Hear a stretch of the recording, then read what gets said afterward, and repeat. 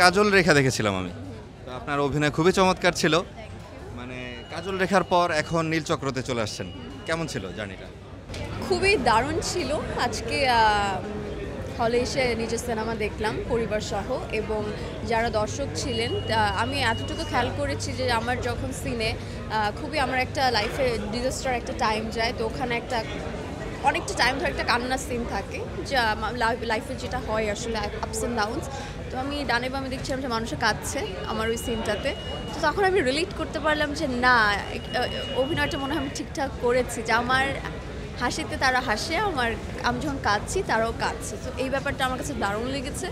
আর দর্শকরা যতটুকু রেসপন্স পেয়েছে খুবই ভালো বলেছে, পজিটিভ বলেছে। তা আমি আসলে ভীষণ আশাবাদী। আর আজকে যেহেতু ফার্স্ট ডে, প্রচুর দিন বাকি আছে, তো দেখা যাক। আনফরচুনেটলি আমি আজকে আপনার ছবিটা দেখতে পারিনি, আমি কালকের জন্য টিকিট কেটেছি। বললামই তো আগে কাজল রেখা দেখেছি, আমার একটা আইডিয়া আছে আপনার কাজ সম্পর্কে। তো এখন খুবই মুখে আছি আপনাকে পর্দায়, আপনি বলছেন যে মানুষ কাঁদছে, তো আমি এতটা ইমোশনাল না, দেখি কান্না আসে কি না।